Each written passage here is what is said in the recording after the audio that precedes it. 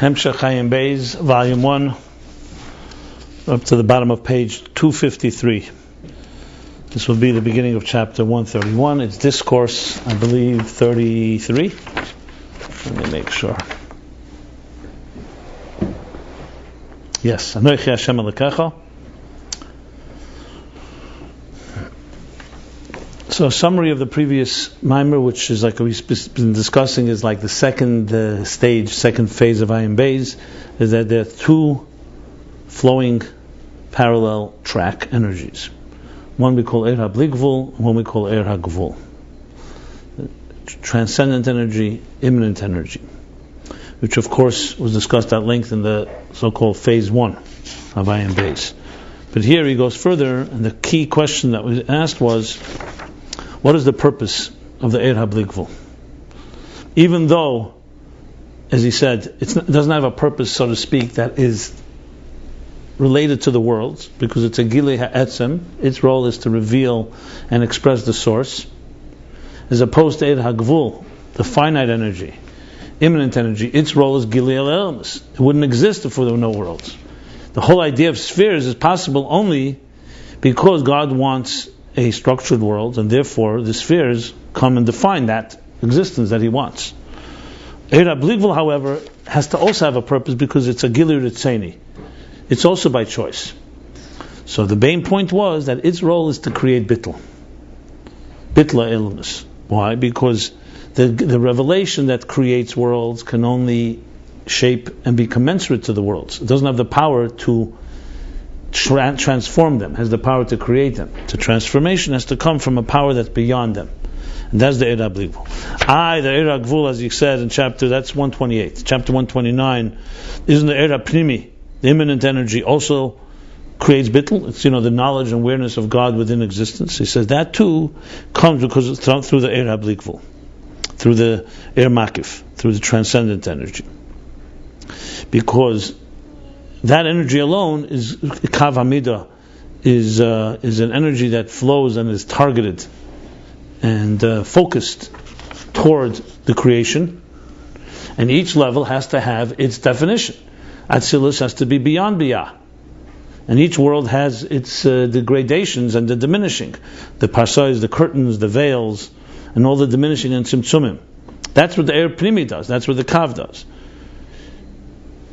That's why that's what the Kav does. That's why you need Eir HaBli is to create a transformation. And now to explain this, he went into the discussion between Matan Torah and the Ovis. So the patriarchs are primarily, their primary function was to bring Eir Pnimi into the world. Before Matan Torah, however, there was the split. There was the Gzeira that separated above from below, which means that ultimately there is a gradation, and you cannot just integrate the two. So you need an Eir HaBli is what happened by Matan Torah. To explain this, he began the discussion of the difference between the Ovis and Matan Torah with the pasuk that says that He revealed Himself to Avram Bekel Shaddai, and Shmi Havaya, in the name of Havaya, did not reveal Himself. God did not let Himself be known through the Shem Havaya. The Rabbi explained, you can't say it means completely Kel Shaddai. It means Havaya through Kel Shaddai, because there was a Havaya that was revealed also before. So he explains this based on the Medrash that Shaddai comes, Anihu Shamati Leilamai Dai, comes from the word Dai, enough. Basically creating a boundary. He says you can't say that's referring to that the worlds should not go forever, because the worlds are finite creation, they can't go forever. It's talking to the divine energy, the Eir HaPnimi, Eir HaGvul, and that has a parameter and has Dai. And he explained this with a Shari Yichud V'Amunah, that there's HaGadol and there's HaGibur. The Gadol talks about Chesed, God's emanation, God's free-flowing love, which flows endlessly, which would not allow existence to be. That's why you need to have Gvura, which says die, and stops the flow. And he explained that the root of roots, this is the Tzimtzum, the Midas HaTzimtzum, that creates the Kalim. And in the lower worlds, this is And in Atzilus, this is talking about a mir ta'er, the diminishing of energy, and the increasing the growth of the containers, which is the primary thing of tikkun. In Toyu, you have many energies, and there's no containers that are too small to contain them. In tikkun, you have the ability to contain them. And this is the role of the Avos. The Avos created a balanced structure where the divine energy can manifest itself and be revealed in the world without destroying it. And that began from Avram Avinu. Hischil Hayir. He began to radiate. And what we discussed at length, which I don't have to go through again, all the details, he went into a detailed discussion based on the Eitz Chaim, what the role of the Avos are Hamarkava. That they're the role of taking the Nitzutz Beira, which is the root of the soul, the Nitzutz Beira, which is the spark of the source, as it manifests in Nitzutz Nivra, that's Yechida, and that becomes the source for the root for all the four levels of the soul. Nefesh, Ruach, Neshama, Chaya. So he says, so this is the role of the Avos. Which is the Avos, which means they are like the level of Shaddai. The containers, which is the Bechina Achrena, the lowest level of Elokus. But within them manifests the Nitzutz Beira. So these inner dimension of the containers, that's the Kel Shaddai that allows for it to be completely aligned with the divine. And then he finally concluded with what this is an Aveda, and this Aveda is Mishpat Tzedakah. That you also, when you're giving tzedakah, the flow of chesed, you need to have a mishpat. You need to have the discipline of knowing, first of all, measuring properly and not waiting until everything that you indulge in your own measures, but you measure properly, and you measure properly the way of tzedakah. He says this creates the containers. Another aveda of this is iskafia. The discipline of a human being creates the containers that allows the flow to properly enter into our existence. So he says, when a person has that discipline, that itself expands the containers, l'mayla, above, that they should be able to contain the energy and receive them. And that's what the Merkava were, the Avos were, a Merkava. They were containers. What's a Merkava? It's a chariot, aligned to the source.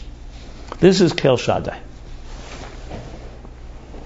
And now we move on to the next Maimer, 33. This is the flow. He said details, I've said this, we discussed this last chapter many times, many different aspects of it, but it just sums it up. So everything we learned earlier about Er HaBlikvul, Er HaGvul, right now, before it was called Ratzon and Keiches, it was called the desire, the divine desire, Keser. And the Keiches, the faculties, is the Pnimi, is the immanent. Now he's associated that with Havaya and Shaddai, and with the Avos and Matan Torah. Matan Torah and the Avos. When Matan Torah brings finally everything down, but as the light was coming down from level to level, from Rakia to Rakia, did that have a manifestation down here at all, or was just only when it was all the way down here was there a manifestation? No, you have to say there was a manifestation. Look, the Avos, when the Avos began to do their work, Avram Avinu, even though he did not transform the material world as Matan Torah does, which the Bittul HaGzera, Matan Torah creates full integration of matter and spirit, but he definitely accomplished things that affected the world. First of all, on a practical level, Avram Avinu was Megayer Anoshim, and Megayeres Anoshim, they changed lives. Thousands and thousands of people were affected by them. Even though this when you have a godly person, don't be a mathematician. If you have a godly person on this earth, it makes a difference what Rukiya you apply it to. If he's affecting people, he's affecting people. Yeah, we're talking about Rukiya. See, what you're doing is you're taking a medrash and you're turning it into an abstraction. Yeah, you asked me if Avram Avinu had impact on his generation. No, I did not ask you that. Yes, you did. You said, even though, I know exactly what you asked. You said, even though he's being Rukiya. And I'm asking a question. That's Avram. Fine. Did he have impact on the world, in your opinion? Yes. Okay, so what's the question? But somebody living in far away from him. But practically, was there a difference in the world? You mean if someone who never met him? Yeah. And let me ask you, Matan Torah, people who didn't meet Moshe Rabbeinu, did it have any difference in them? And today there are 7 billion people. Know that one. You know? One second. It's a given. There's 7 billion people on this planet. Right. Have they been influenced by Matan Torah? Yes. You believe that? Yes. Can you show me evidence? So you're going by Amunah now? Because you were told. Okay, I was told. Okay, so let me say this. But I wasn't told about the other level. Hold on. If someone brings from the divine from 7 to 6, you can rest assured it has an impact on all of existence. The question is, what's the impact? Okay. And you're going by faith anyway, so you're not talking about... you have to say there's an impact. Of course there's an impact. You could ask the other way around too. When Adam and Eve ate from the tree, okay, what about the next generation of sins that have impact on the world? Became more and more concealed. So, get beyond 7, 6, 5, 4, 3, 2, 1. Basically means the revelation is more integrated. Avram, it says, was the first one to start bringing Ayin into the world. So the question is, the level, you can say, discussion is how much. Generally speaking, that's what he's talking about. The generations before Moshe Rabbeinu, for the 7th generation, brought it, let's say, Kel Shaddai, like he's saying, more within the structure of existence. But that's a pretty big achievement. As I mentioned many times. Lagani had that question, and we didn't know the answer. So. Okay, well, no, I'm trying to teach you the method how to answer. You don't even have to ask me. You have to always be practical. Ask yourself the question, that Avram impact the world? Yes. So just because you learn in Beis Lagani that 6, 7 to 6, that doesn't change his impact. Then the question is, why then is it 7 to 6? And maybe you have to ask a better question. What would it be like without Avram Avinu? If there was no 7 to 6, remember, there'd be no 6 to 5. And there'd be definitely no 1 to 0. So you have to, that's what I'm saying, be practical even when you bring these things. We talk always about Asir Ruchnis. The bottom line is refinement of the world. They all contribute to that, and like the Rebbe says in Beis Lagani, there'd be no 7 if there's no 1. You're 7th to the 1.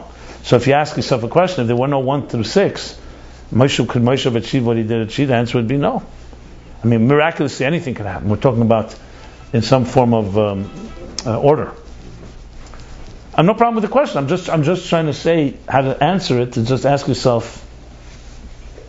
At the end of the day, every level I said it many times, every level in Ishtalshlus, from the highest of the highest to the lowest of the lowest, is all relevant to us. It all is important for the picture, the puzzle of Achdus, of unity, and it's all within us. And every level is necessary, and every level has an impact, no matter what happens. That's a general rule. Okay, so now we move on.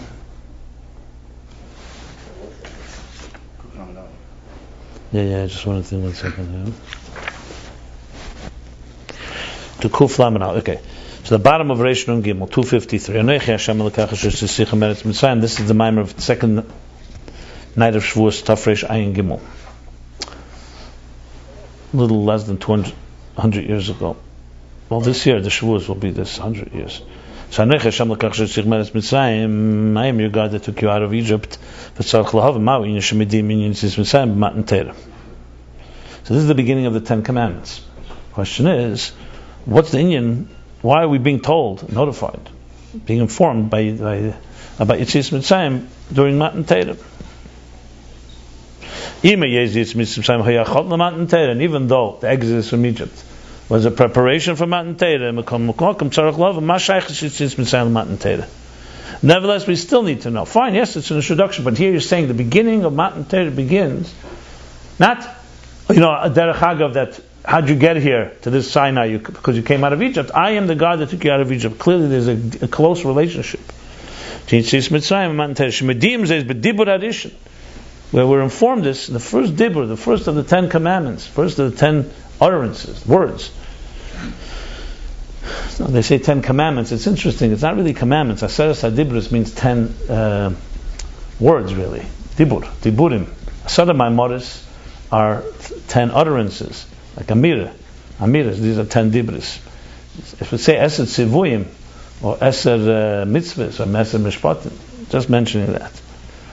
So the 10 are 10 dibros. The first dibur, the first one of the 10. Why is that so important? The connection between Yetzias Mitzrayim and Matan Torah. Gam tzarich lov mashu kazvanechi Hashem halo yidu adanechi v'avayehem beis inyanim. We also have to understand what is this Anechi Hashem. But it just said Hashem Elokecha. I Hashem. It's known that Anechi and Hashem are two different things. The Anechi is on bechinas atzmos seid and sev baruch. Anechi refers to the core essence of the divine energy. Shalamayel bechinas gilui. That's higher than any form of revelation. B'Shem Havaya, B'chinas Gilead. And Havaya, the name of Havaya is already a form of Gilead, a form of revelation. V'imkein tzarich lahavin, Eze Gilead b'matan Torah, im haya Gilead atzmus. So we have to understand, one second, I should read that differently. What Gilead was by Matan Torah. Im haya Gilead atzmus, if there was a revelation of atzmus, which is Anechi, Shazayin Anechi, that's Anechi, Lama Nemer Kan Havaya. Why then does he say afterwards Havaya? He could have said, you're God.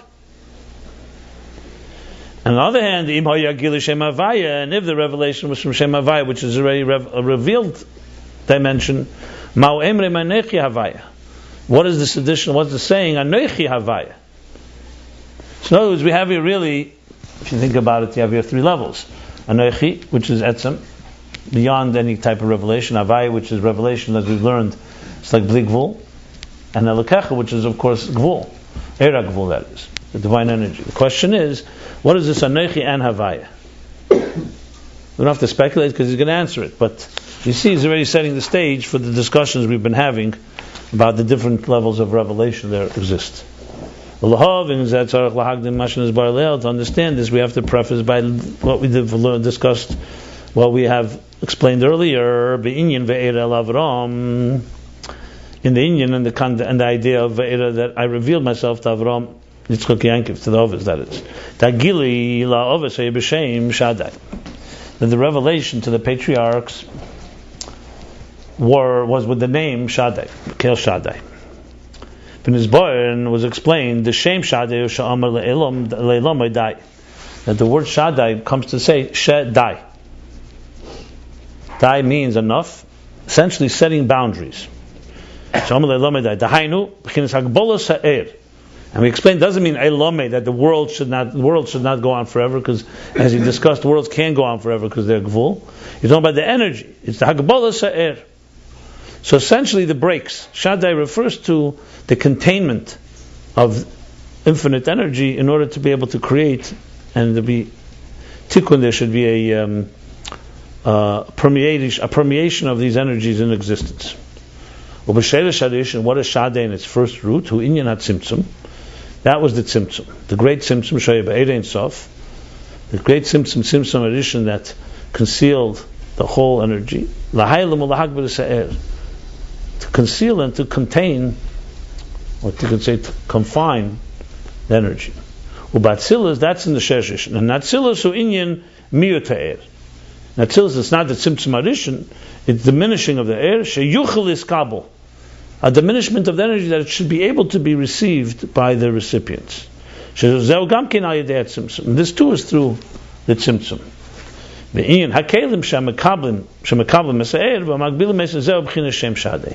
these the containers that receive the energy, and confine it, that's Shem Shaddai. And that's where the level of the Ovis. That's what we explained in the last Maimer. So the Shem Shaddai is both present by the Kelim of the Tzilos and the Tzimtzum, essentially. Well, sometimes, like again, we talk about microcosm, macrocosm, and when he says Shedesh Harishin, he means in the root of it all. That was the first application of Shem Shaddai, and then in Atzilus it plays a more specific role of diminishing. Essentially, it's a diminishing force that begins in the Tzimtzum Harishin, but then continues to replay itself. Remember, it's always remember microcosm, macrocosm. It's a critical component in all of Chassidus and Kabbalah. When you speak, for example, about a human being, we're created in the image of God. Now, there's 7 billion of us here on this planet, and each has their own image, but that means the whole picture is inside of you. It's a Elam Nas and Belibam. So you can technically talk about a Tzimtzum Harishin within yourself and a Atzilus within yourself and so on. In the world, this is also true. When you talk about the big picture, there's like a hologram. You have to think everything is everywhere. Like even in the way, for example, based on this, the Torah would say an atom. Within an atom is made up of atoms. And every subatomic particle has all the components within it in some microcosm.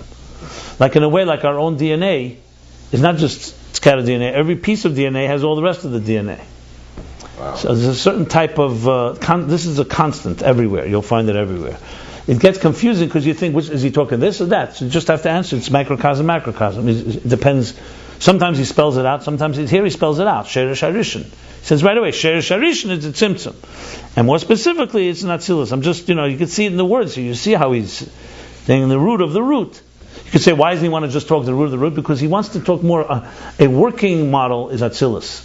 Tzimtzum is more overall encompassing an overall picture. If you want a working model with the Ovis, you can't talk about the Tzimtzum. So you talk about how it manifests in the containers of Atzilus, etc., etc. It goes on in case, it's small, because even when the English guy says technically, the hot particle makes up the universe, technically, yeah. You had the research, they go and then find that Ada in case it's small. Well, as we know, Ada in case means nothing because you can't go anyway till the end because we're finite. So how far can you go? You're going to end up. Ada in case means yes, there's no place where you can really stop. You have to say that. Look, if you had a hypothetical spaceship, and hypothetical infinite amount of fuel. You set out on a journey into outer space. You'd go and go and go and go. No one doubts that. The question is, are you simply going because you don't have the time to get to the end? But there is a point where you come to an end. What will be at that end? So most likely the explanation would be that it would be like a sphere. You'd come to the end and you just go on the edge and you wouldn't even know that it's not like, you suddenly hit an end and now you're going l'mayla mamakim, as we've spoken. Beyond time and space is right here. You don't need to travel billions of miles to reach beyond time and space. It's not, beyond time and space is a concept that whether 1 and a trillion are equal. So the only thing you can say is you come to an edge, it will be like coming to the edge of the world. You just go around in a circle. Where's the edge? You're going in a sphere. You keep going around and around because the earth is not flat. You could say the same thing with the universe. So the blig vul is you can't really call it blig vul. You can call it blig vul only because it's an endless journey, but it doesn't mean that it doesn't have parameters. Like the mere fact that you say it's chachma through malchus means it's 10. Now, does that 10 mean physical 10 space? Obviously not. But you get the idea. But then you run into a problem of Tafkuf Shana from the Aris Lakia and you have to know what that means even. Right. And even if, let's say Tafkuf Shana, let's say you go 500 years, and then you go, and then what happens after all the 500s? Yeah. The point is, there is no place where space meets beyond space. That's not going to happen. Space and beyond space are two different entities. If you can touch beyond space, you can touch it right here on Earth. And if you can't touch it, you're not going to go a million miles and find it. It doesn't work that way. It's two different realities. Anyway, but to go back to this, okay, so that's just a general statement about the microcosm, macrocosm, because it just helps. You see, he's repeating this. We really learned that earlier. Sheresh Harishan. Sometimes we'll say, Sheresh Hashrashim, it's all the way in Lifnei Tzimtzum. Because if you really go deeper, you can find Shem Shaddai in Atzmos. It's God's power, his ability to withhold instead of to reveal. But he's not talking about that right now. He goes Sheresh Harishan in existence, essentially. It would be like, I just want to use an example.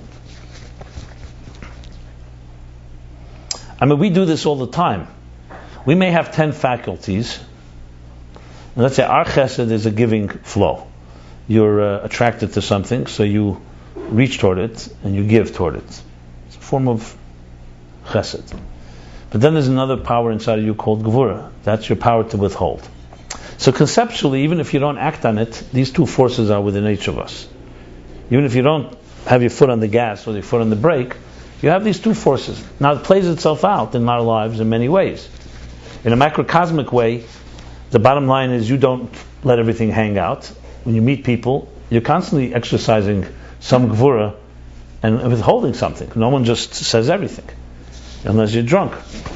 They say, and even then, one wonders. But then so in a general form, we're all applying that to what we could say the Shem Shaddai within ourselves. Then you have particular situations. You sit down and teach a student. So you specifically right now exercising that same power, which is I'm going to teach, but I'm going to teach in a measured flow. You can find hundreds of examples of using Shem Shaddai in the general sense of it and in specific. That's how you have to think about it. So now he continues chapter Kuf Lamed Aleph. V'hine b'medrash Rabbi Parsha Boy Parsha Tezvav Isam. Now medrash Rabbi Parsha Boy 15th chapter he says Ba Avram Hischil Ahoyer. We quoted this earlier. Avram came. Before Avram we had Shnei Alofim Tehu. 2,000 years was chaos. came Avram and he began to radiate, he began to illuminate, which means he began to bring truth, godliness into the world. Like the Rambam says, Eson Hagadol talks about Avram Avinu. The Till Avram, the Holy talks about the beginning of the laws of Avodah Zarah. He talks about all the different, how it evolved from a God. They first looked at the stars, and then the stars they started building sanctuaries below, corresponding to the stars. The whole birth of paganism and idolatry. And then he says, came about the Omad Isnaga, then came the great tree, the great power, and rose, and that was Avram, and he began to introduce into this pagan world, the material world, fragmented world, godliness. So he says in the Medrash, Shenemar mi heir memizrach.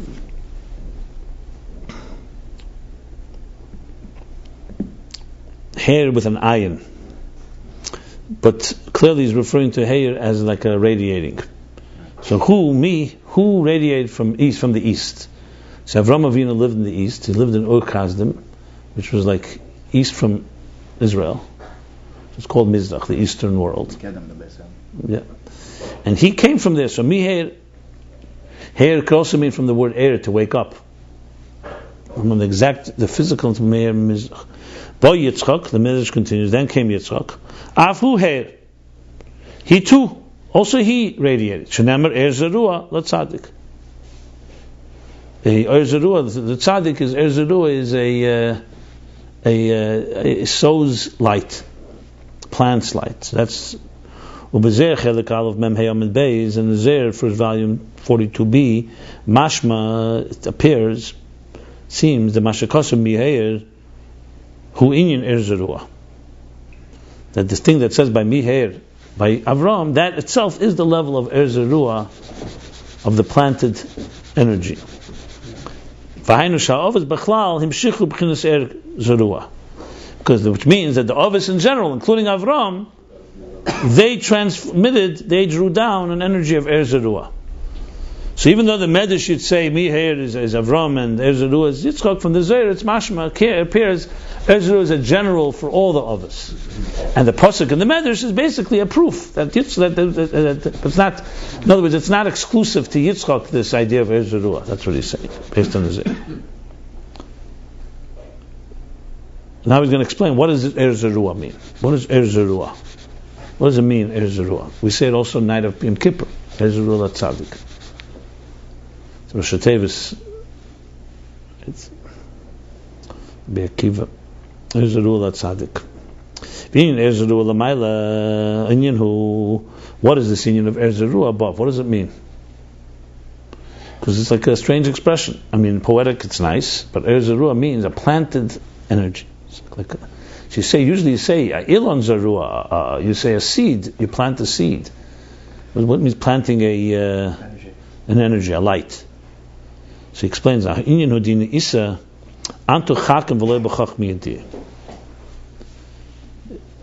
it says, this is an expression from Pasuk Eliyahu, which has already been referred to more than once in this Hemshech and Ayin Beis. Keeps going back to it. So what it says, Antu Chad, you are, I'm sorry, not Chad, Antu Chakim, you are wise, but not Antu. You're wise, but not with a knowable wisdom, basically. Mavin v'lei b'bini yediyah. You are understanding, but not with a knowable understanding. So in other words, you can't say God is not knowing, and not understanding, and not wise, but it's not what we would consider to be a knowable, that we can relate to. When one of us, let's say, even if you don't understand something, but let's say someone else does, you understand that other person understands. It's only beyond you because you haven't reached it yet. But it's not completely different realm. God's way of knowing something, or God's wisdom, or God's bina, chachma and bina, is fundamentally unknowable to mortals, to humans. So what does this refer to? V'koi, these levels, he says in Pasuk Eliyahu, koi abchinas chachma bina shalamayla matzilus. They're talking about not chachma bina and atzilus. Because chachma bina and atzilus are already how God emanated in a chachma that's higher than us, but it's noble. That chachma becomes chachma that after several diminishments, we relate to. It's like a teacher, a great teacher. When you say Antu Chakim v'loy b'chachmi, you're talking about Chachma Bina that's higher than Atzilus. Dine Chachma Bina d'Atzilus and b'chinas Yediyah. Because the wisdom and understanding of Atzilus are in a state of Yediyah. They're knowable. Ukmay sha'emer l'fnei zeh, like we say before this in Pascha Yo Chachma Meicha Iyu Machshava Milagav Bina Liba. Like we say before that in Paschal Yo, the Chachma is Meicha, the Chachma is in the mind. Iyu Machshava Milagav. That's the thought from within. Bina Liba, and then we continue, and then comes Bina Liba. Bina is in the heart. Uba Halev Maven. And through it, meaning through Bina, the heart is an understanding heart, an understanding heart. Harishabini sheba halev mebein maven. I'm sure. Harishabini sheba halev maven b'chinas yediyah. The bina sheba halev, with it the heart understands in a knowable way. So what he says, let me just clarify what he's saying here. Machshav milagav, and like bina lebara, I guess he means. Lagav and labar in Aramaic, lagav always means within, on this side, inside, and labar means outside. So if you're talking, let's say, a house, you say lagav would be on this side of the wall, inside, and labar is outside. So he says the chachma is on the inside, machshav milagav, and bina liba, and bina comes on the outside, which is bina comes to be understood. So you see clearly, it's a knowable understanding. Also, Chachma, he says that's machshava, that's thought. That's also in a form of yediyah, not a knowable one. The b'masha any yediyah emer kedem less machshava tfisa b'klal. Because if it was not, he said already earlier that there's less machshava. No thought can contain machshava tfisa can contain him at all. But now we're talking about already a Chachma that is manifesting the way that we can know it. He's basically showing that in Pasuk Eliyahu itself you have two levels. You have a Chachma Bina that's knowable. Then you have that which is beyond knowledge. He's trying to establish that you say Chakim v'lei b'chachma yediyah, you're talking about higher than Atzilus.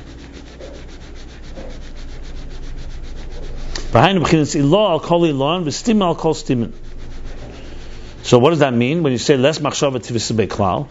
That there's a level that is higher than all hires, and stima is concealed from all concealments. Shesasav v'nelam.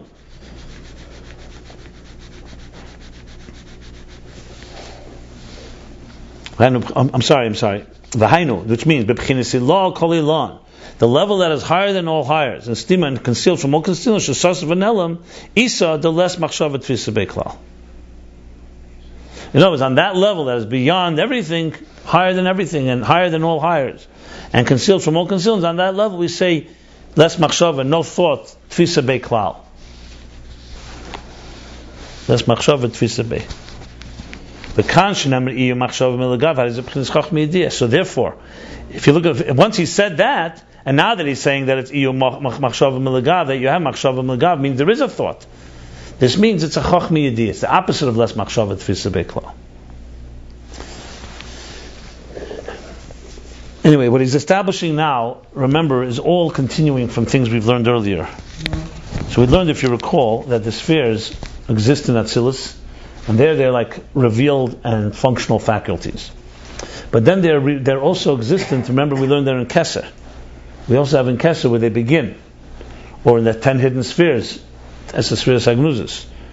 So now he's continuing and explaining this. V'yadu d'Atzilus ub'chinas Gilei Helam. And it's known, and we learned this earlier as well, Atzilus is Gilei Helam. Atzilus is not a new creation, it's revealing that which was concealed before. V'lo yesh inyan Gilei Helam l'mata madrega Atzilus. And there is no Gilei Helam lower than the levels of Atzilus. Why it's Yesh Ma'ayin?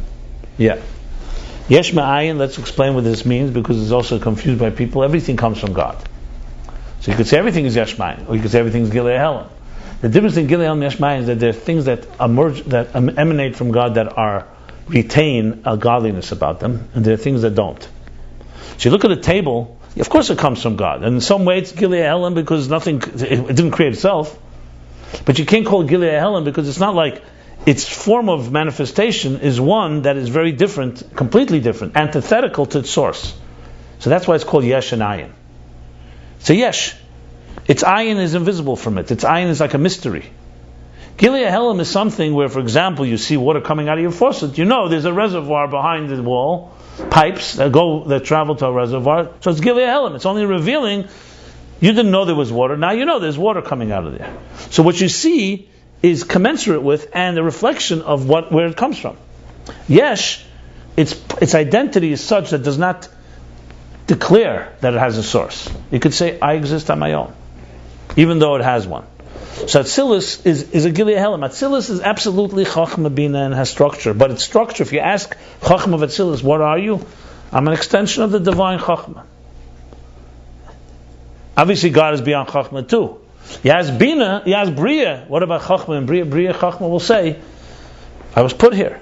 It'll still recognize it has a source, but it's not as seamless. It may say it has a source, but it doesn't feel it like Atzilus is like actually lives it. And as you go downward, you can come to a point where you have, let's say, Chachma in this world. Someone say, where do you have wisdom from? I'm self-made. I'm a smart guy. I earned it on my own. You can say, I'm a self-created human being. That's only possible here. But that's already the beginning. That's possible because there's a yesh going on. Whereas in Atzilus, even the yesh, so to speak, meaning even the substance of a sphere recognizes its source. The questions we learned earlier was, if Atzilus is Gilead Helam, so why does it sometimes say, Chachma ma'ayin temotza? Chachma is like ma'ayin, yesh ma'ayin.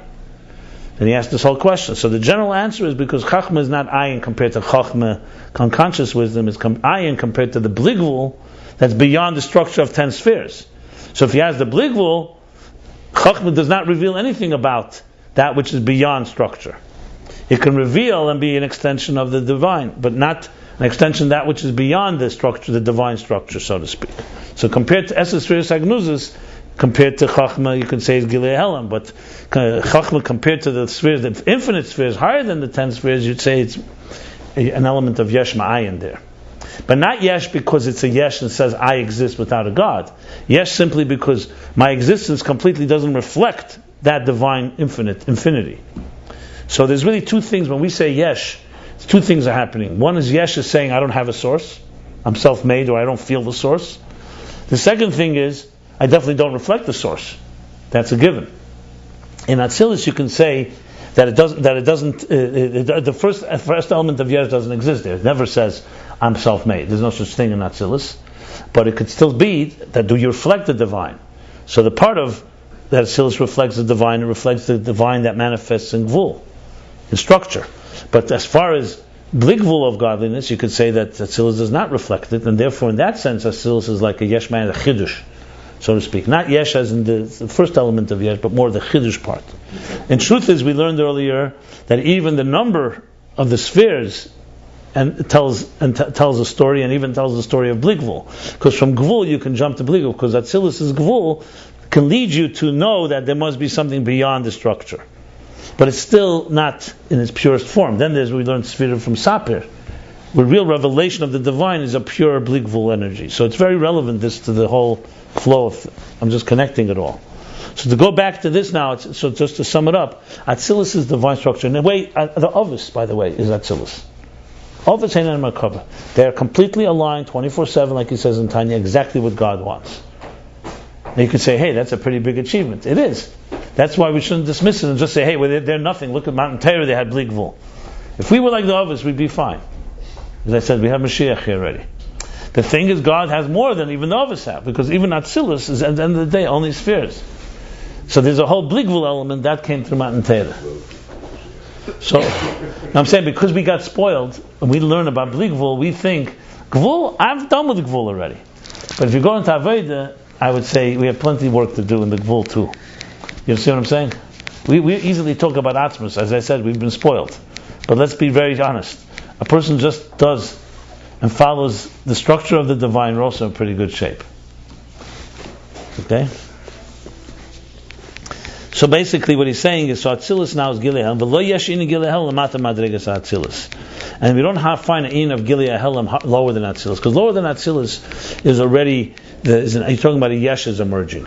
It's still a yesh that's aligned with God and does not defy God, because the world of Klippa and Sitra Achra that we know, a world of evil and selfishness that we know, as he says in Tanya, is Tachtenim. But in Bria, you no longer have the Gilei Helam of just a seamless. You look at Chachma, you see God's Chachma. That's not the case anymore. You're already talking about like the level of the angels. They have to declare it. It comes with there's some effort involved. Okay, if you do this,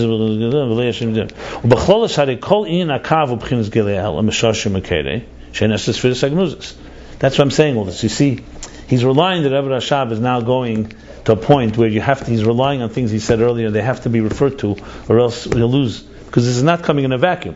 If you read this alone without all this before, what's he talking about here? So that's why I'm reviewing what he said. He says, and b'chlolus. Here again, you see microcosm, macrocosm. Before we spoke about Tzimtzum, and then the Kalim in Atzilus. Now he's talking that Atzilus in general is Gilei Helam, and b'chlolus, and in general the Kav. What's the Kav? The Kav, remember, my friends, is the instrument that God uses to measure the flow. So after the Tzimtzum comes what they call the Kav Chut, literally the line and the thread. Think of it, the artist's pen, the artist's utensil. There's another word, quill. There's another word, not chrysalis. What is the word? What is the fancy word for a quill? Okay, but anyway, this is the kav is the measuring rod, kav amida. She says in general the kav is Gilei Helam of what? Of he says shehein eses v'segnus, from its root and its source, because the root of all the 10 spheres we discussed earlier at length, is in God's mind. The artist that can create infinite possibilities chose to create one possibility. That's called 10 spheres. So eses v'segnus is the first root of it all. So compared to that, Atzilus and the Kav in general is Gilei Helam. All it is revealing. Yes, in the artist without a quill or without a word of Atzilus, it's still a concept. But once you're using a quill and once you begin to create the art, what are you doing? You're not creating something new. You're creating that which was envisioned by the artist in the 10 hidden spheres. Well, Commission is Bar Le'el Be'erach, as we learned at length earlier. Be'erach, you see, Be'erach. Or bepratius ha'eses spheres Atzilus and B'chinas Gilei Helam. So b'chlolos it's the kav, and bepratius, meaning in general it's the kav is the Gilei Helam, and in more detail it's the Atzilus. We learned there actually that's 3 levels. There's the 10 hidden spheres as they are in the source, the root. There's the kav which begins the flow, but it's still not. You can't define distinct spheres. And Atzilus, it comes into Kalim. That's where you can define it. But the Kav in general and Atzilus in particular are a revelation of these 10 hidden spheres. So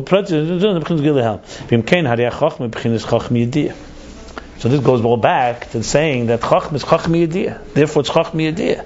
It's a known Chachma. You can't call this Chakim B'lei B'Chachma Yediyah, because you're talking here how it's manifesting and revealing that which was before.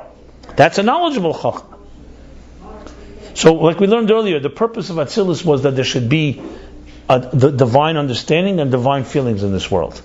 If there was no Atzilus, we would essentially be with the same type of consciousness as animals. We may not waver. I'm not talking about free will now. We may not waver from God's will, but you cannot say that we can have a divine inspiration. Animals don't have divine inspirations. Neither do stones, and neither do vegetables. They follow God's will like a clock. But that doesn't mean they have an awareness or a feeling for it. The fact that we can have an awareness of the divine, and the fact that we can feel something that is beyond us, the divine, is because Atzilus has Chachma Bina, as we said, Moichin and Midas of Atzilus. Since it's a Gilei Helam of the divine, like you just said, of what's higher, so you can't call it. So it's Chachma Yediyah. That's what he's building the case here, and now he goes back. So then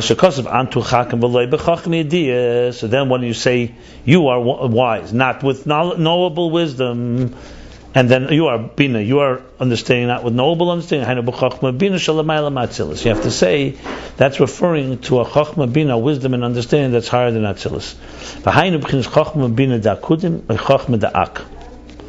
Which means either chachma bina of akudim, we have 10 energies in one container, or chachma of ak.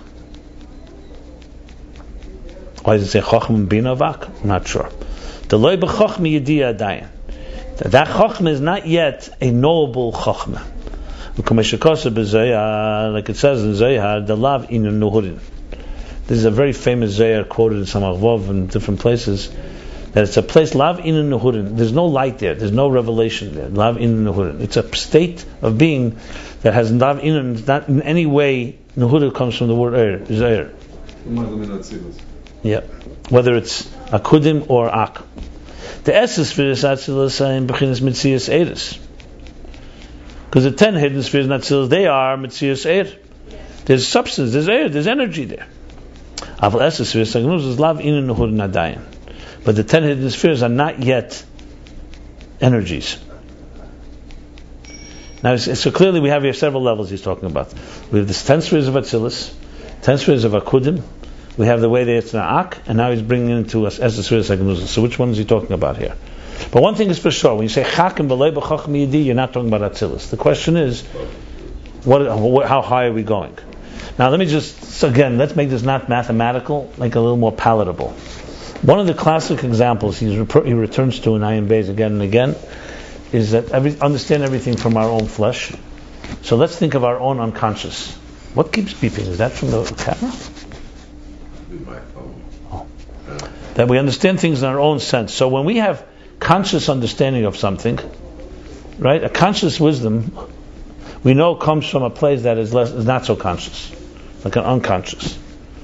Then there's an unconscious, and then there's an unconscious. In other words, Chochmah as we know it, wisdom as we know it, is only the conscious level. That would be the Atzilus level. Akudim would be already a level that we cannot say it's knowable. But in that itself, there's levels and levels, and that's what he's addressing right now. So let's continue, and we'll see where he's going with this.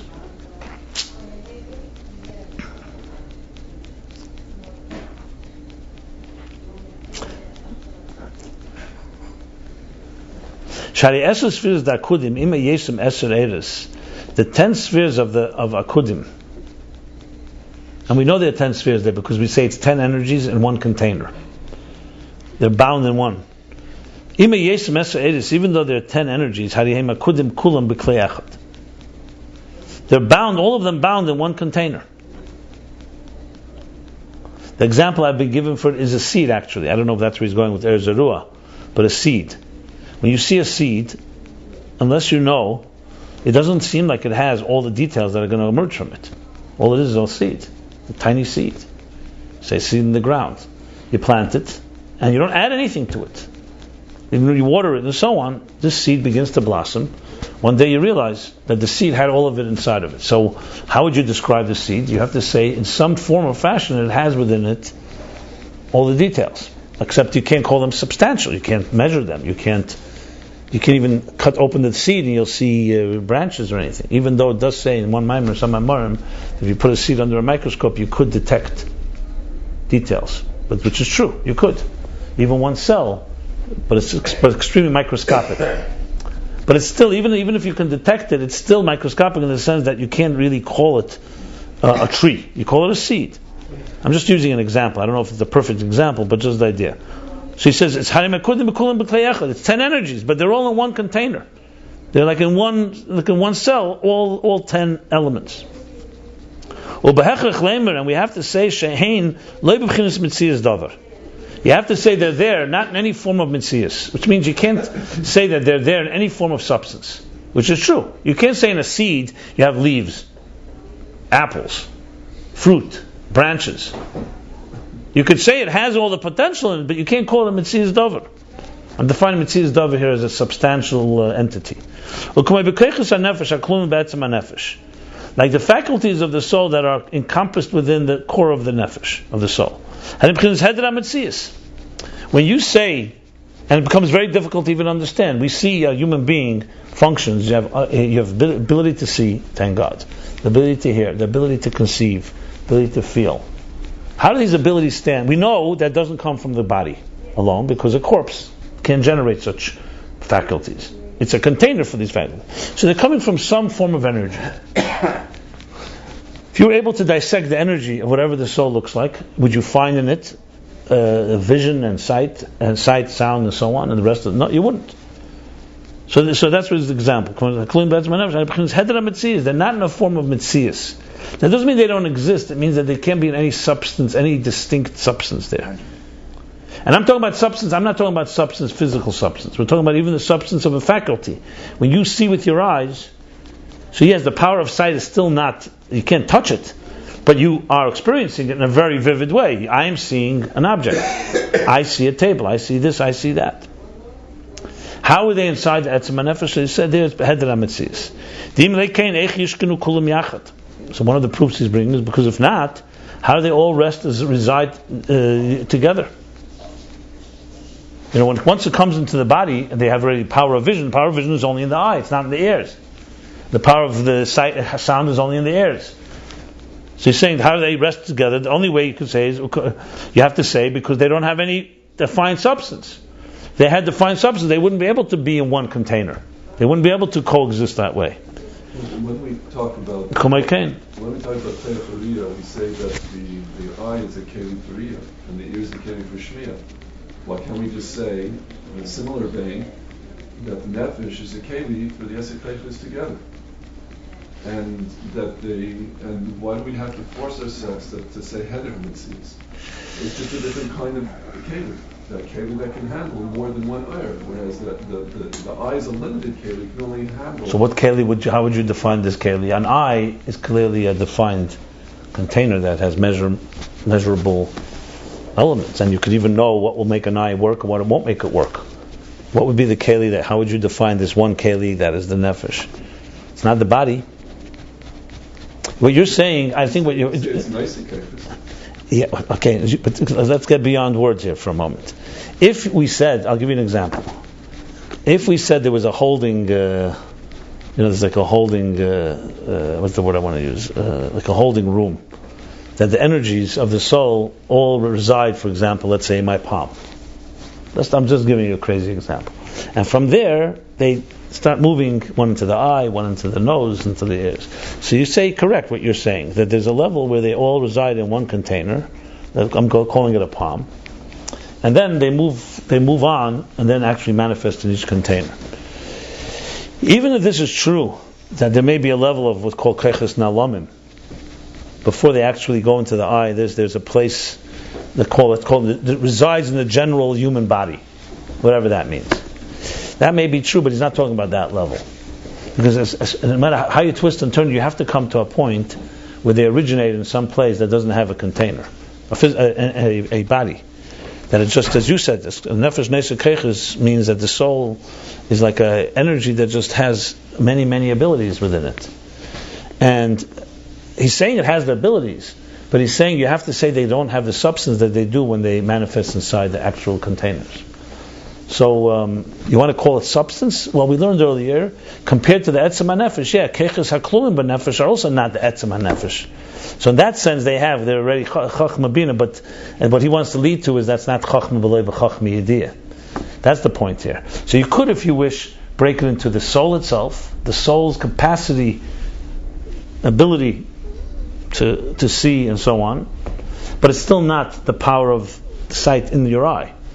So that's fine, but practically speaking, the goal here is that he wants to get beyond any type of substance as we know it, so that they could all reside together, and more importantly, that they're not a wisdom that we can relate to. They're beyond us. So, okay? So this is an example. The same thing is in Akudim. So it's 10 energies, but it's like energies inside the soul. Like it says elsewhere. For kol shkein b'es spheres da'ak, and how much more so in the 10 spheres of Ak, shem b'chinas pshitus adayin. In Ak, they're not even a container there. There you can't even call them a container. So yes, I think this actually substantiates what you just said, and I agree. Here in Ak, they say in Kudim you say it's 10 spheres in one container. What is the equivalent in the Nefesh? How did he call it here? He doesn't really say how it works. Let me see where it goes with Ak here for a moment. So here's Pshitas Adayin, which means it doesn't even have, you can't even say 10 spheres in one container. It's not even there in that state. Like it says elsewhere, okay, that's the words we just used. That's how it says elsewhere, this is how the nefesh is Neser Keches Ba'atzmei. There's a chapter earlier where he discusses this at length. Which chapter was it? 1 second. Yeah, by the second level is Sipur. Sipur. Sipur. So he says like this. Yeah, right here. Chapter 95. I would refer to chapter 96, 96. I think he's referring to that chapter here. There he said, let me just explain what he said there. There he said that every revealed faculty has within a source in the unconscious, and he called it Hamshacha Ne'lama. Okay? So if you have conscious wisdom, there's an unconscious state of wisdom. But then he said there's a level even beyond that. You can't even call it a mucker. That's like what he called the Etzem HaNefesh. Keches Heyulim. And then there's a level how the soul has the Nesha Keches, has the ability to contain, to carry faculties. So here he's distinguishing between Akudim and Ak as being, one is the Etzem HaNefesh, its ability, Nesha, it carries and contains the possibility of all faculties. And then there's a lower level which he calls the 10 spheres of Akudim. That there's some type of, they already have some type of identity, but they're still not of substance. I mean, the best example I can give to make this, unless you have a good abstract mind, the best example I can give is, I want to go back to the seed. You'll see it for several reasons. The seed. Okay, so we have a seed, day one of conception. It's like a human seed. The human seed has been fertilized. It's day one. Second one. We all know that second one is almost impossible to even see with the naked eye. But something has happened. One cell. Then there's going to be a stage where that cell will split, and the conception process begins, and it continues to split. Let's take a week later, 2 weeks later, and today it's all been documented. Stages of gestation, it's all been documented. So you actually can see the development of a seed. So, and you can probably define hundreds of levels, if not thousands. Every stage is another stage where that one cell is beginning to develop into, at some point you can actually distinctly see a life, a body. When the arms begin, I think it begins with the head and spinal cord, but then you begin to start seeing budding of arms and legs and other vital organs. And it's a miracle, is not to say is an understatement, but it's not coming from anywhere else. It's all coming from this one thing. So it's not hard to imagine that when he talks these levels, you have to use the same type of approach. Not just be abstract. Akudim, Ak. Basically 2 stages of how God wanted development to take place in order. So we have to find the exact equivalent. I wish I could find. I'm not a doctor, but I'm sure if you really would study it, you'd probably find exact words here that you can find an example of this development. Because, practically, and then there's of course the stage before the seed altogether. What about the power of the soul before it entered into this fertilized egg? There's completely an abstract state. You can't even look under a microscope because it's invisible. It's a machshav of God, but that's why it's a soul in Atzilus, a soul in Bria, and that too is also already a level of a soul with 10 faculties. So I'm saying is I would require a lot more work on my end, or our end actually, is to really map this out. What stage is what? But suffice it to say, it's stages similar to what I just described. I'm not sure which is which, to be very honest, because I really would need to do that. I really need to go back to the earlier Maimorim and really see, because if I recall correctly, I can count at least 6-7 levels that we've learned so far, starting from Etzem to the Nefesh Nesek Keiches. Like he said, even Yechida is already not Etzem HaNefesh. And Yechid is already the source of it all. If we learned Nitzutz Nivra and Nitzutz Beira. So I count at least 6-7 levels. How I would look to really study a little more of the medical development of a child, or for that matter, even a seed in the ground. And you probably can find very similar parallels. But I can't tell you right now and say this is this, that's that. But I think for our learning now, it's enough So shouldn't just seem like words, So what's he doing? Adding another level? No, it's not another level. It's these stages are absolutely necessary, and in nature you find them. Okay? I mean, it's fascinating because we usually don't, once we exist, we don't retrace the steps to where we came from. And he does do that. Because bottom line is, when a Rebbe writes about a human being or about a soul, he's not just looking at your soul as it's now, he looks at how it got here. And the beauty here is that when a child, you can't go back to the mother's womb. Once a child pops out, it's out, that's it. Here we are.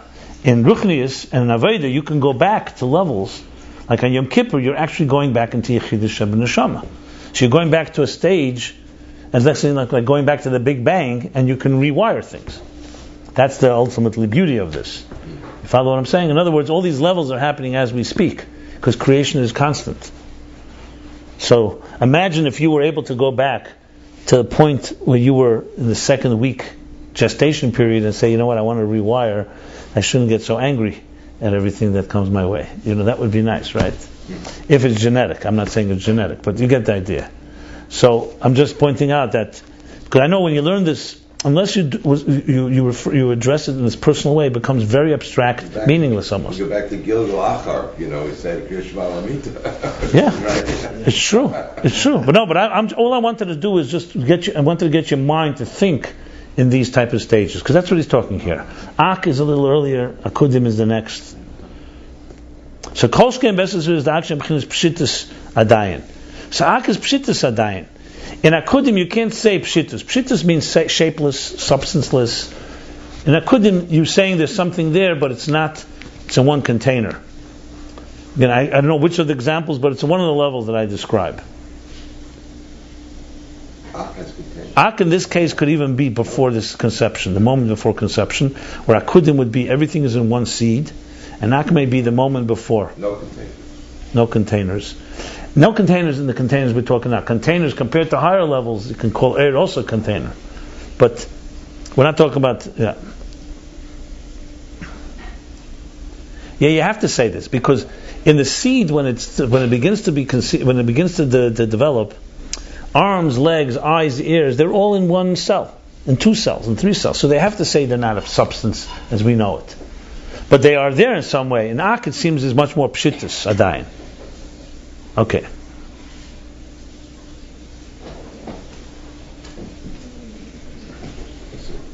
Well, like it says elsewhere, or subject. Relative, everything is relative. So this Ak is, for an example, like the nefesh that contains, Nesa carries, is the word. Nesa carries the faculties within itself. In an unidentifiable way. To whom? To Akudim. No, to Akudim it would be unidentifiable. That's what I'm saying, unidentifiable. Oh, unidentifiable. Yeah. Well, the fizat tzarich lahavin echu isavas esesfiris datzilis mesesfiris agnuzis. According to this, oh boy, this chapter is turning heavier than I thought. He's like really going into it. According to this, we have to understand how then do esesfiris datzilis. Remember, God wants a logical system. I just described the development of a child as a complete miracle. But even in the miracle, He does it in an orderly way. You don't just have conception, birth, conception, development, stage by stage by stage by stage. So he's asking, how? How come esesfiris datzilis? Think of esesfiris datzilis as being fully developed faculties. How did that evolve? Esesfiris agnuzis from 10 hidden spheres. How to get from there to here, basically. So it explains in Teireh, this is Pasha Vayera, the Maimer Pasach Eliyahu, and he goes in parentheses, he adds, V'sham avur b'savas chochma debriya mechochma datzilis. There he explains it of how chochma of Bria came from chochma of Atzilis. B'mokam achem avur, elsewhere it explains the yeshlema da kavona sham al pchinas hakelim datzilis. That the intention there is referring to the containers of Atzilis. V'kana kavona al isavas ha'eres datzilis me'eses v'yos agnuzis. He's basically qualifying that even though he's citing to Pasach Eliyahu, but there is a distinction. Pasuk Eliyahu, the primary discussion is how the kelim of Chachma Bria come from the kelim of Chachma of Atzilus. Kelim in general. And here the kavan is on how does the energies of Atzilus come from the 10 hidden spheres energies? And also look into Tereh, the Maimer Noyach. See, the reason he's saying is that we can still use the explanation of Pasuk Eliyahu, even though there he uses it for Kelim, but the idea, the concept can be used also to be applied here. So he says, to explain this now, this is like the example, this, for example, the planting of a seed, of an apple seed, in the ground. And from this seed grows and blossoms a apple, obviously an apple tree and then an apple. Through the power of tzemeach, the power to make things grow, that's in the earth. Again, a mysterious power. You put the same seed on here and you water it, it's not going anywhere. It needs earth. So in the earth, you put the seed, and the seed will blossom into an apple. Now we see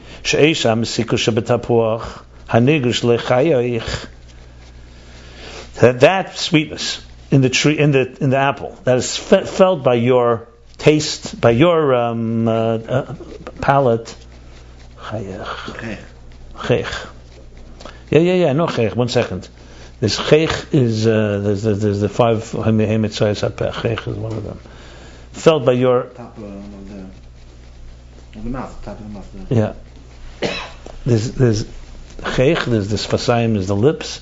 There's the lashon. There's the tongue. There's the garden. Is the throat, and the shanayim is the teeth. The chayich is the palate. Lo yoyiklal b'hagarin. This taste that you feel when you're tasting a sweet apple, your palate, did not exist at all within the seed. Shenemar b'hagarin. Shenemar what? Shenemar shemen nesava. For us to say that when it came out from that. For us to say that it emerged from there. In other words, if you put an apple seed in your mouth, you're not going to feel sweetness. It's bitter. Bitter? Right. The reiv zirei gina, and most of the seeds in the garden, einam nechalim klal. Most garden seeds, most seeds, are not edible. Besides the taste, they're altogether not edible.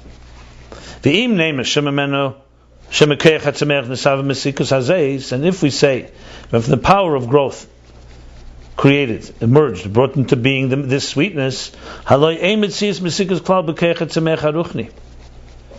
So he's also disqualifying. Okay, you could say, you know what? The seed gave so-called the texture or different elements of the apple, but the sweetness came from the keich hatzemeach in the ground.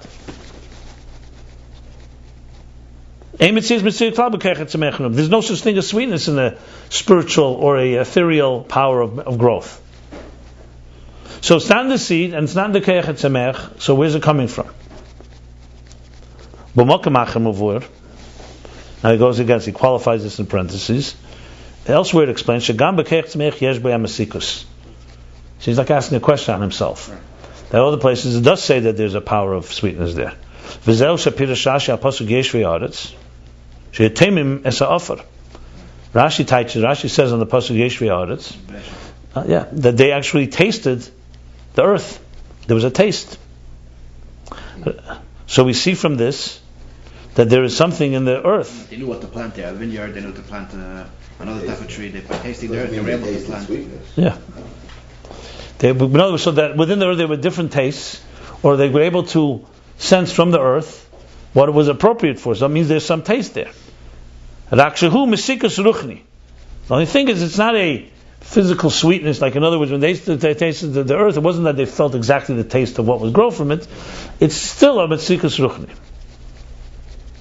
Well, by Geras HaKedesh Simon Chav, and Geras HaKedesh Simon Chav, which again is the Geras HaKedesh the Alter Rebbe wrote close to the time of his passing, Kosav Shemekech Etzemechu Etzem Yeshus Hapri. That from the power of the Tzemech in the earth, that's the Etzem Yeshus Hapri. It gives the power for the Yeshus, for actual an apple of substance to emerge. Because how does a seed is very ethereal? How does that turn into the keichet sameach? V'atzmicha shuyin achayis. And the smicha, that's the life force. V'amesikas shu mahamazal. And in the Gersh case, he says the mesikas comes from the mazel of the, which means a ruchni, not from the earth. He's just giving several different ways it's explained how remember the whole process, the whole thing is coming to explain how 10 spheres of Atzilus from there emerges, to explain Erzerua basically, how the 10 hidden spheres become 10 revealed spheres. Remember that. So he's using the example of Pasach Eliyahu. So he's saying that something is planted and it grows into a sweet apple. The question is where the sweetness comes from. So before the parentheses, basically you can't say it doesn't come from the seed because the seed is not sweet. You can't say it's from the earth. So where does it come from? So he's going to continue after the parentheses. But in the parentheses, he's qualifying that 2 other places we find explanations. In one place we say there is something in the earth, but he says that's spiritual. That's where they tasted something. And Gersh he says the sweetness comes from mazel. From the mazel, meaning from above, that the mazel, let's say mazel of chesed, a spiritual power is telling it that this apple should be sweet, but not that the seed or the earth has in it any type of sweetness. That's what he's saying here. That I have to look again at Gersh but he says keichet tzmechu etzem yeshus hapri. Okay.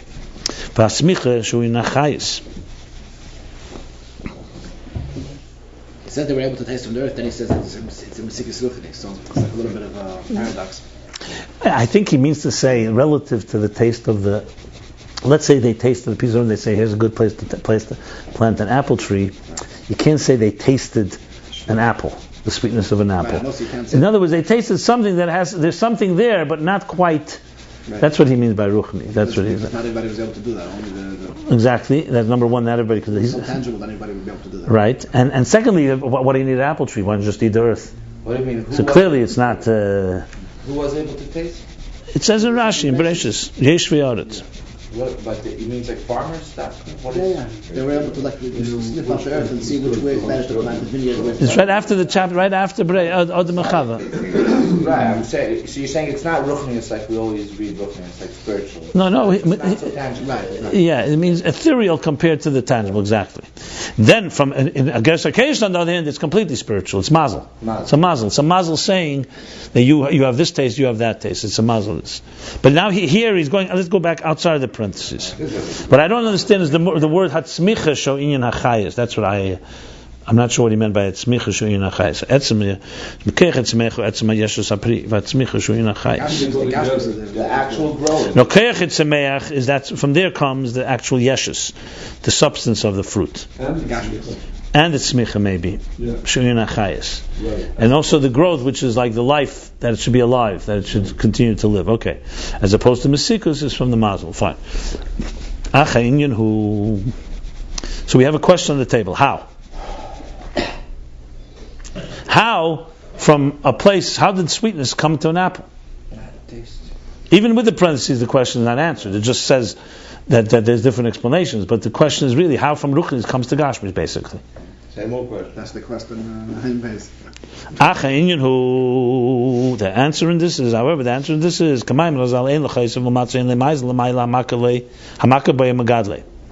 no grass, there's no blade of grass below that does not have a mazel above, that makaboy that strikes it and says, grow. In other words, everything has a spiritual root. From the Maimon as well. The Maimon says, and here it says a Megadla. I know it says sometimes Hamakabay v'Emer Legdal. I don't know if he's distinguishing in that, because either way, I guess this is going to the Kedos HaKedesh. So in this spiritual mazel, let's define what mazel means. Mazel sometimes refers to kechovim mazolos, stars, like celestial bodies. Sometimes mazolos is higher than stars. They're more like spiritual stars, so to speak. Where if the 10 spheres of in Atzilus, so somewhere in Bria, Yitzir, or Asiya, they take on the shape of mazolos. So Chesed can become a mazel that will become mazel. But mazolas are far more in number than 10. There are never 10 mazolas. There's millions of them. With each, like when you say, like say, the Esav had his sar. You say his, how do you say sar? His sar shalamayla. How do you say sar? His ambassador. His spiritual ambassador. Basically, the forces below, especially in Daimon Tzemei Chai, have mazolas above that so-called govern their so it's just so basically it's really just a way of understanding how the physical relates to the spiritual. So everything in the physical world has a spiritual counterpart. We use mazel, for example, very often about why we don't make kiddush from 6 to 7. Mazel madim. You have the mazel of madim, which is aggressive. Madim is also the mazel of fine, but the Gemara says, for example, a person born the mazel of madim will be, madim is gvura, it's red. It will be either a killer or a sheikhet or a moil or something like that, because he has, basically he has the ability to do that. So mazel is a now mazel does not is not predestined. Like we find by Avram when he changed his name, he says lech mitzagninush, he should go out of the control of the mazolas. We say in the pasuk it says that we shouldn't follow, say ein mazel Yisrael. On the other hand, we say mazel tov. We say comes the month of Adar, it's the mazel of fish. It's a positive mazel. Of is a negative mazel. The answer is very simple. Then number one, everything comes from God, and we should. But if you don't submit yourself to God, you could end up being under the control of the mazolas, which means it really comes down to our faith. And so you say ein mazel Yisrael. Really, you're saying is that you're beyond it all. Essentially. Yeah, but that doesn't mean that doesn't have predispositions. There are times of the year where something is more mazeldik and some things are less. So it's really predispositions. That's how we put it.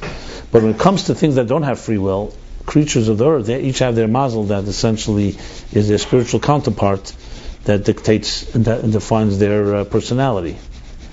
So basically he's saying that the mazel above, the yesh boy mesikus. Amnahu mesikus ruchni ma'id. However, it's a very ethereal sweetness. Like the sweetness of a song. Or the sweetness is in a concept, in a nice concept, in the eir seichel, an idea. Or kahai gavna, and similar.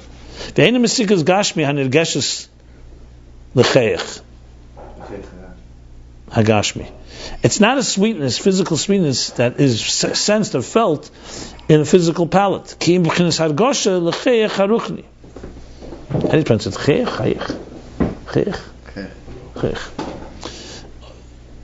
Only a feeling that is sensed by the spiritual palate.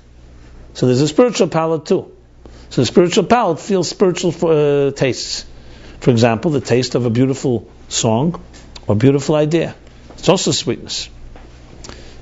But it's sweet. You see, the similarity is they're both sweet. The difference is one is a physical sweetness, one is a so-called ethereal sweetness.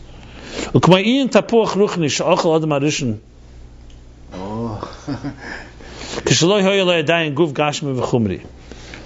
example, tapuach ruchni, a spiritual apple. Adam ate. He didn't yet have a physical and coarse body. I'm not even sure what he's talking about here. It was an apple. No, it's not so simple. It's not so simple. I know, I also stopped. Because first of all, it's not my chiddush. There's a chazal, there's only 4 opinions. There's no tapuach. So I'm wondering what he's talking about here. Why suddenly is there tapuach? In chazal, the 4 opinions are a grain, wine, grapes, te'ena, fig, and esrog. In Tosfos it says esrog kemin tapuach chaya. There's no opinion that it's an apple. It does not say anywhere. This is takach. I need to know what this means. But he's also saying ruchni. He's not saying a physical. He's clearly not talking about eitz hadas. He's saying he ate something from a Torah. There's a source for this. He's not saying. He says tapuach she'achal before.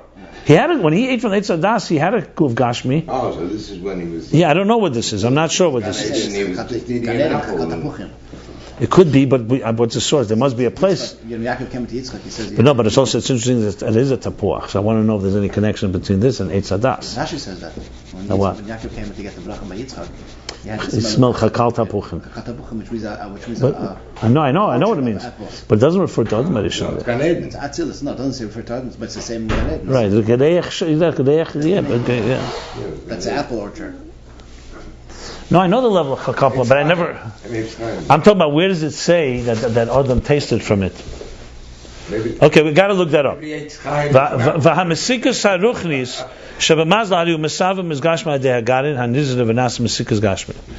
And the spiritual or ethereal sweetness in the mazel, misava, becomes thickens, or mizgashman becomes coarser, physical. Through the seed, hanizra, that is planted, the planted seed, v'nasa mesikus gashmi. Okay, so we have like this. We have in the source. One second. Mesikus hagashmi, and this is the physical taste, sweetness. Shebetapuach, in the apple, hanirgish lechech hagashmi, that is felt in the physical palate. So what he's saying is like this. He's basically saying, okay, it's the whole process of how everything in this physical world comes from a spiritual place. It doesn't just jump from spirituality and then here it happens to be sweet and this is bitter. In the spiritual world itself, there's a spiritual bitterness and a spiritual sweetness. Then it evolves further, and with the seed, when you actually, basically you mix the ruchnisdik, the ethereal sweetness, with a seed of an apple, so the seed, as he said before, the tzchechet semeach, will create the yeshus hapri.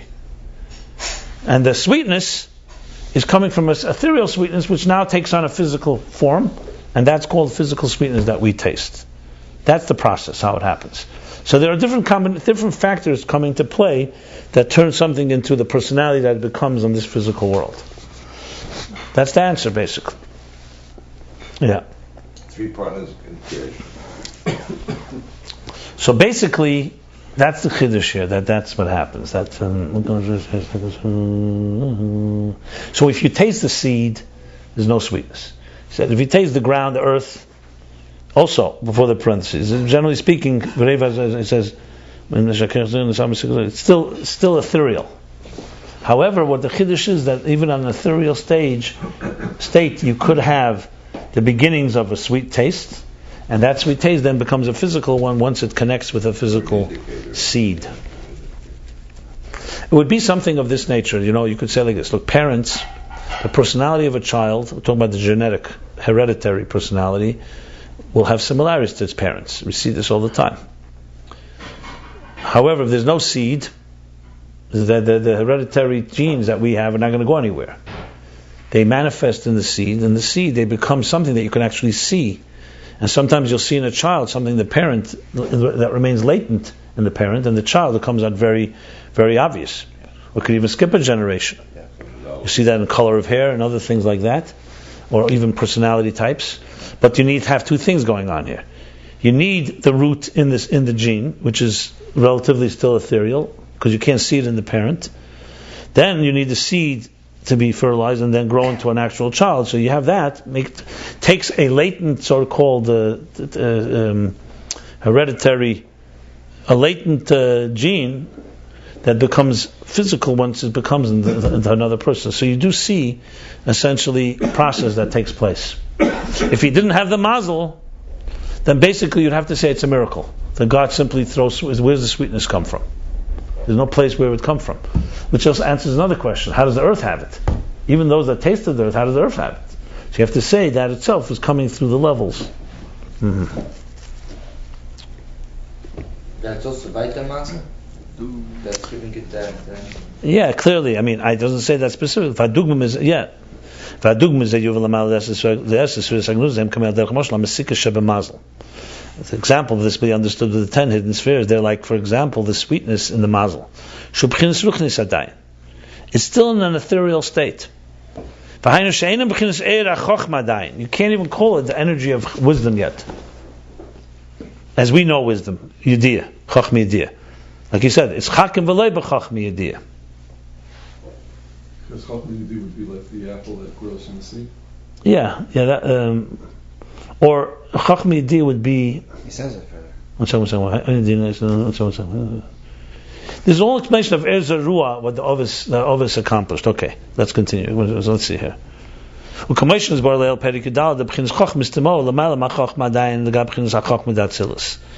we learned earlier, chapter 14, that the hidden, concealed Chachma wisdom is still beyond conscious wisdom compared to the wisdom of Atzilus. And for sure, Chachma of Adam Kadman. Yeah, we learned that at length. We said, remember, Shtei Kachal of Machshava. He said that there's a reason, but it's not a reason we can relate to. There's a level where there's no reason altogether. We learned that in Kesser, the 3 levels of Kesser. But there's a level where there's a divine reason, but we can't relate to it. Nevertheless, even though it's beyond, like the mazel, like the sweetness of seichel, sweetness of a song, you can't relate that to a physical sweetness, but nevertheless, that's the source for this. Because they still have one common denominator. They're sweet, not bitter. Okay. So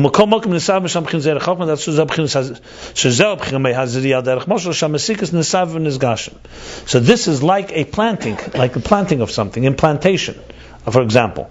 That the mesikus, the sweetness in its ethereal state, nesava, gets thickened and materialized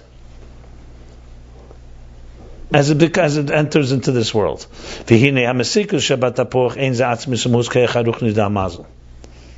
Now, the sweetness of an apple is not the core essence of the spirit, the ethereal nature of the mazel. It's only that it's in there. No one said, even though yes, it's true, the sweetness comes from the mazel, but no one said the mazel is defined by this sweetness. Now he's going back the other way, that even the spheres themselves are also. Just one before we continue. We talked about the 10 hidden spheres as being the artist who has infinite possibilities and decides at some point in his mind, Shir Atzmei B'Kayach, he envisions and allocates and imagines, he estimates within himself that I want to now create a piece of art. And it's a very distinct piece of art.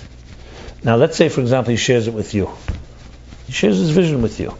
What do you have here? You have a vision. You have no art. You don't even have the beginnings of a plan. But you have the definition of whatever will come later has been defined now. So think of it, let's say what he's envisioning is to have a sweet apple and a bitter apple. So in the vision level, it's only a conceptual sweetness, which maybe on one level becomes sweetness like intelligence or sweetness like a beautiful song. But then comes some place where he takes actually a quill and ink and then translates it onto a palette, a palette on a canvas, and actually makes the picture. So someone will say, there's nothing, ein bech prat ela masha b'chlal. Whatever you see here, I already heard in vision. But it's not it yet. It's not a physical form of it. So 10 hidden spheres is still in the state. But if you didn't have the vision, you'd never get the art where it is. So you need to have that middle stage. It's almost like the intermediary between infinite possibilities to the actual physical structure. Okay. So now he's going the other way around. Now this sweetness in the apple, that's not the core of the spirit, of the ethereal power of the mazel.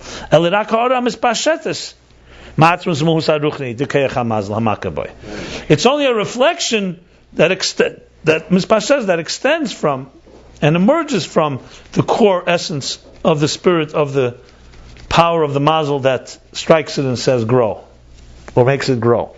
And this reflection is save vinis gashma. This reflection thickens and takes on physical form and becomes more substance. Kol kach achanasa mesikas gashmi, to the point that until it becomes actual physical sweetness. This extension, this spreading is not like water that spreads from space to place. Because when it comes to water that's here and you spread it out, it's the same water. It's actually the same substance is going from one place to the next. That's why the water that flows doesn't remain in the first place, because actually the physical water here traveled here. However, with the power of the mazel, the ethereal power in the mazel,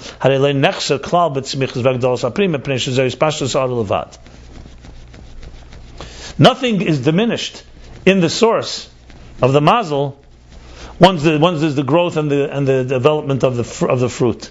Why? Because only a reflection of the mazel. If the mazel was actually being translated into a fruit, into a sweet to this, then you'd say, okay, the mazel is no longer a mazel. Now it's moved here. How do we know that? It's not shepherds or Yeah, you could say that. How do you know that? Well, because the spirit doesn't become Gashmi. That's how you know it physically. It's an aura. It doesn't go anywhere. But one second.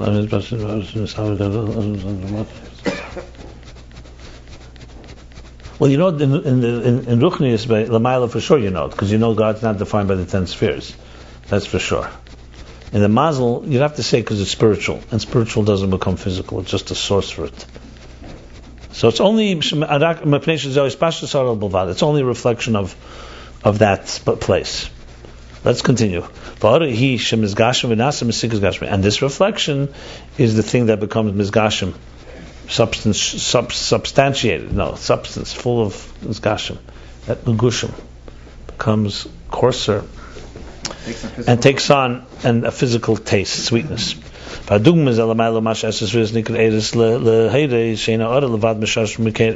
example of this is that the 10 spheres above.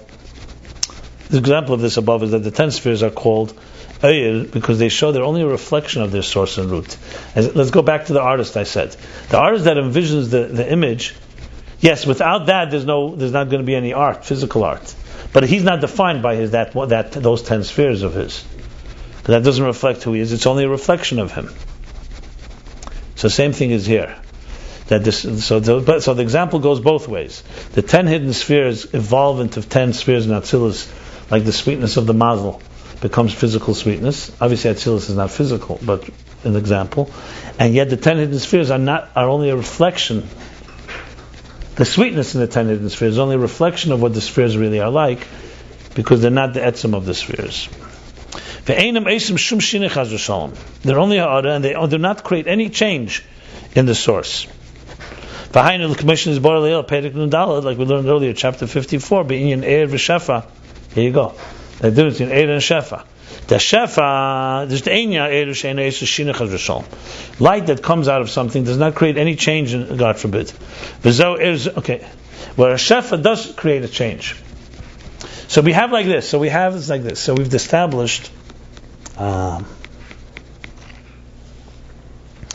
We've established that this is of how Esesphiris become Esesphiris Hagaluyis, and that's like the mazel that becomes a physical, from spiritual sweetness to physical sweetness, and yet it's only a reflection of that. She says V'zeu Er Zerua. This explains the meaning Er Zerua. She said, like we said by Yitzchak and the Ovis in general. They brought down Er Zerua. This is the level of the finite energy. Because the formation of the 10 spheres is like an example of the planted energy. Because they're only a reflection. Like the example of energy that comes from a source, a luminary. It's only a reflection. However, in our case, it's not like the sun. See, sunlight is not shefa. The sun, the light, does not diminish anything in the sun because it's only a reflection of it. But like we learned earlier, that's also not an example completely for many reasons, but he's going further. The sunlight does become nisgashim.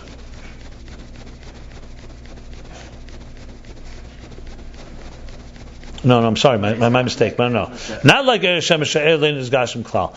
Not like that. The sunlight, the air does not become nisgashim. The same light that you see from there comes here. It doesn't become thicker. It doesn't change. Here it's er zerua. Here it does. Ki'im kamei er zerua.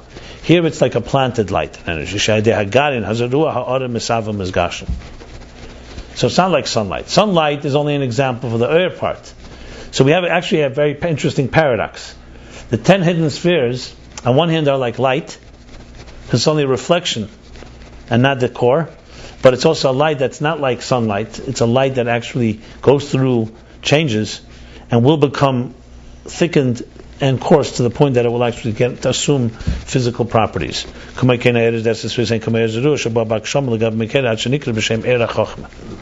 Same thing, the 10 spheres, the air of the 10 spheres, Natsilas, they're like Eir Zerua. They're like a planted light. They come in Agshama. Compared to the source, they're Agshama, because they do become of substance. To the point that they become Eir HaChachma. Let's put it this way. If as the spheres was like sunlight, and the sunlight is bringing us Chachma Bina Das, it would remain sunlight. It doesn't assume the properties of this world. You want that the 10 spheres should assume the properties, so it's Eir Zerua. That's the example. It's like a planted seed, but it's still air. So it's like a contradiction. It's a planted seed. That's the thing. What do you mean Eir Zerua? You don't plant air. But here you want an air that's planted into existence that will turn into a physical sweetness. So it's air on one hand, but Zerua on the other. Follow? So sun is only air and not Zerua. Shefa is only Zerua and not air. You follow? Yeah. And here you have an air that's also Zerua. That's the key. So you have air that's Zerua. So you have air that's not Zerua. That's like sun. Shefa would be like Mayim. It's Zerua, but it's not air. It's actually moves on. And here you maintain it's coming from the level of, that's like the real interface. So in the level of divine energy, that comes into physical energy. So the structure of existence is really rooted in the divine structure, which is far more ethereal. So physical sweetness comes from spiritual sweetness. And he says Lefiera, that's what he says, L'gabe Mekere. Because L'gabe Mekere is Chacham v'le b'chacham yediyah. And here it's a Chacham that he does have wisdom, does understand. So compared to the Makkah where there's not Chacham yediyah, it's Aksham, it's a marshal. Remember, at the end of the day, Esespheres Hatzilis are not a physical thing. But compared to Esespheres Gnuzis. Then it goes down even further, right? Kitzur, summary. The Medrash Rabbi says, Avram came and began to radiate. It says, what did he radiate? Planted energy. Implanted energy. By Ayin, the Ayin of this is the Chakim, that he's wise but not with a knowable wisdom. That's Chachma of Ak and Akudim. The Lav Inin Hudim. There's no energy, there's no light there, no revelation. Like the Chechis which are encompassed in the Nefesh, or even higher, the Nefesh Nesa Ba'atzmei, that he says is even a higher level. The first one is Akudim, the second one is right, the one is Akudim, the second one is Ak. The wisdom of Atzilus, however, is a knowable wisdom that's only revealing the concealed. So how did that become? There's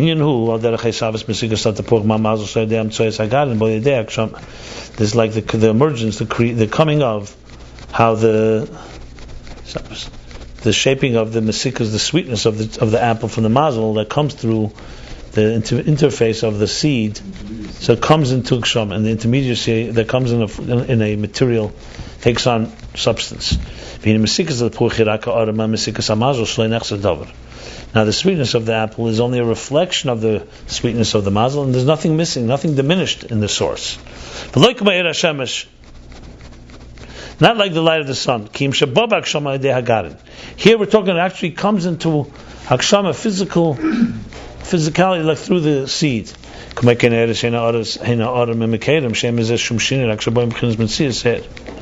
Same thing with energies, they're only a reflection of the source, and that's why there's no shini, it doesn't cause any change. But they come in a form of mitzias. They come now a substantial energy, and that's Eir Zerua. That's the planting of the Eir Zerua. And I was going to go soon and explain how this is still talking about the ovis. Musik is not totally from the model. Musik is also from the garden. Because you could have a Macintosh, apple, or a Gala apple, or another type of apple. It's all coming from the seed. But the seed, it draws this time. Or they have different mazalas. He's not saying what you just said. What you said, he doesn't want to say what you're saying. No, but you're not planting one seed and all the different apple trees grow from that seed. There's different seeds for different. So you could say there's different mazalas for sweet apples and one for bitter apple. Each apple might have its own model. Each apple is slightly different. No, but the seed is made of a sweeter apple. What's that? What you don't have to say that way. You could say. Well, he's going to continue speaking. What exactly is the seed? What he just wanted to say here was that there's an evolution from a ethereal state, the mazel, until it becomes planted into you have the same question on an apple and orange. Yeah, no, but if you have you're right. If you have a red delicious seed, so it's going to go a red delicious apple. Because it's connected to the mazel of a sweet apple. So the garden is connected to the mazel. Some An infinite amount of things. Each apple on your orchard might be. Yeah, but he's just saying that the taste itself is a effect of the mazel. That's all. Really another. It's more of a Yismitziyadim or the Shita. Well, according to Gersa Kedesh, she says clearly that Keich Tzemeach hu etzem yeshus apri. And the seed could be just etzem yeshus apri. Maybe the seed creates the physical manifestation, but the taste comes from its root. Yes, it's true. Of course, one seed, the seed of a sweet apple is not going to create a bitter apple. It's correct. The seed is commensurate with the mazel. That is true. Question is who's sending the sweet message, essentially. I mean, why do you need a mazel altogether? Why can't you just say God put into the seed the power, it goes into the ground, and that's it? The Medrash says, "Ein le mazel l'mayla." So what is the mazel doing? I could say the mazel is the soul of the apple. That's what you can say. It's the soul of a sweet apple, so it's sweet. Obviously, now you need a garden that is commensurate to that. If you put the wrong type of seed, it's not going to draw that down. So you do need both. There's no problem with what you're saying. I'm just saying the focus here is putting more. He doesn't want the seed alone. He wants it to be in the air. That's why. Because what you're saying would basically mean that the kalim of Atzilus have chesed. He wants that the air should also have chesed. Yeah. I think that's. Right there. I think that's the case. But the process. The key is the process. Well, we didn't finish yet. He's going to continue. I want to see the whole example with the Zuriya. Okay, let's stop here. We did chapter 131, page, 1 second. That's page 253 through 255.